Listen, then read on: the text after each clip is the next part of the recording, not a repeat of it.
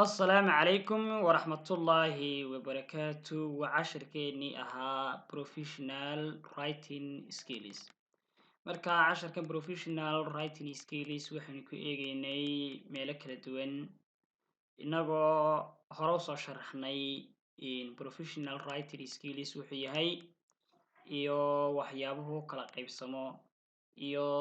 siyaabaha wax loo qoraba aynu hore usoo sharaxnay halkan waxaynu ku eegaynaa waa warqad codsiya oo qoran warqadaasoo bangi aad codsi aad u dirsanayso caqabad kaaga timi ATM kaarka marka warqada codsiyada marka la qorayo way kala duwan yihiin waatan hore usoo sheegnay oo codsi kasta meel buu ku taxalluqaa amba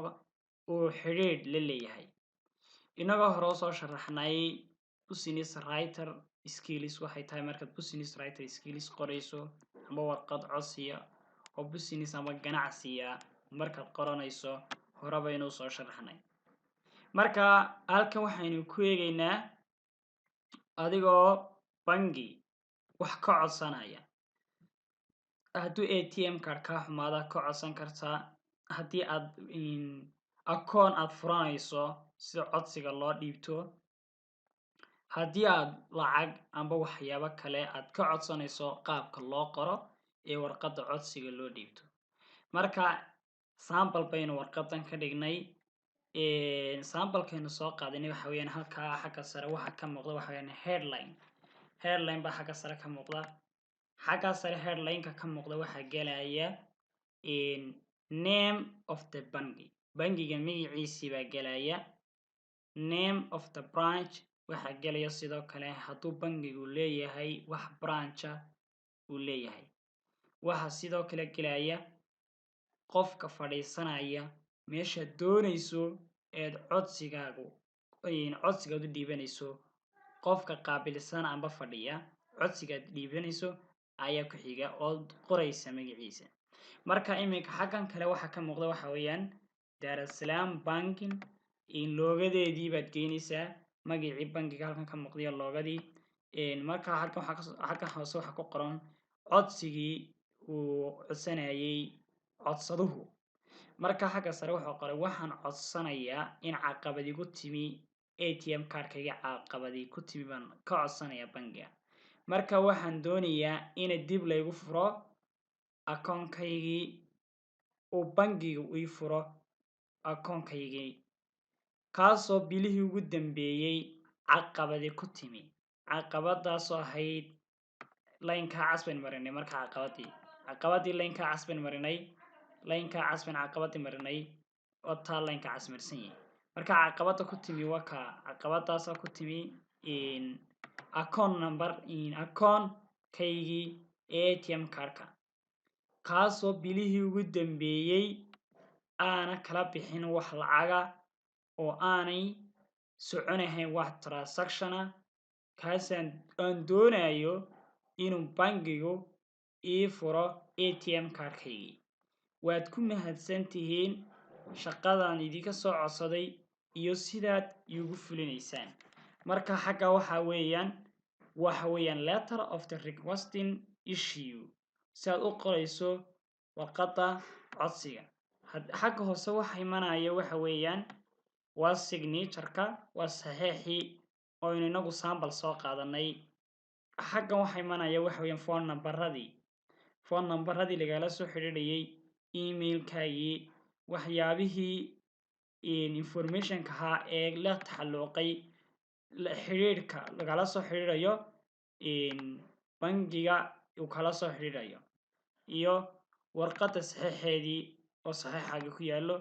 iyo sidoo kale directorkaad u gudbinayso aba meeshaad u gudbinayso oo ah qofka qaabilsan ATM kaarka markaad warqadaada codsigaad qoranayso saasaad u qoranaysaa waa inaad warqada codsiga halkan geysaa headline-ka waa inaad halkaa geysaa halkan waxaa imanaya waxa weeyaan bangiga loogadiisii iyo bangiga magaciisii kolba siday uu bangiga amba bangiga loogada iyo magacii bangiga halkana imanaya sidoo kale halkan waxaa imanaya sida qaabka wax u codsanaysay adigoo cadaynaya caqabada ku haysata sida halkan ka muuqato iminka tusaale ahaan iminka codsadahan wuxuu ka cabanayaa inay ATM kaarkiisii caqabadaasi ku timi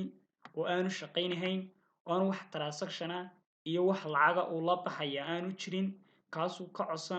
codsanayo inuu dib ugu furo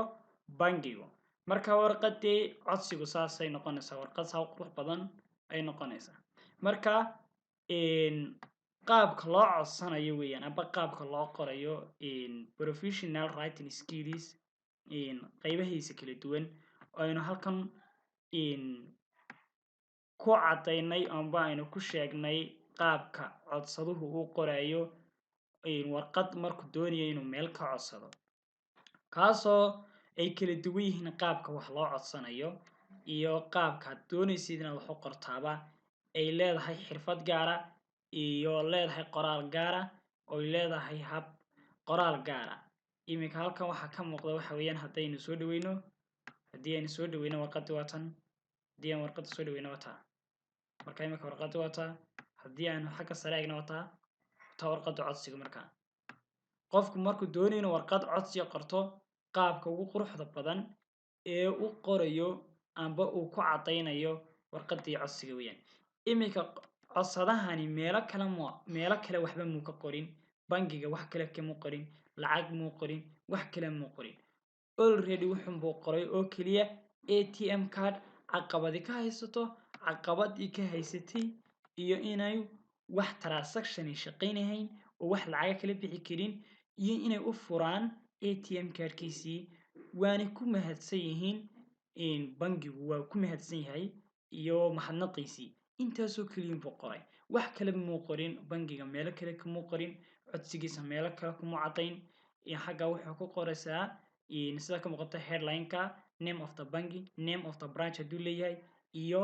qaybta aad codsiga u gudbinayso marka warqadii wataa xagga signature-kii buu qoray xaggan waxaa yaala nambaradii codsiga amba nambaradii lagala soo xiriiriyay xaggana waxaa ka muuqda loogadii bangiga iyo magaciisiiba ka muuqda marka qaabka ugu quruxda badan eed wax u qorayso weeyaan marka waa inaad professional ku noqotaa ood fahantaa markaad wax qorayso meeshaad u qorayso iyo waxaad codsanaysaba waa inaad fahantaa oo noqotaa qof fahansan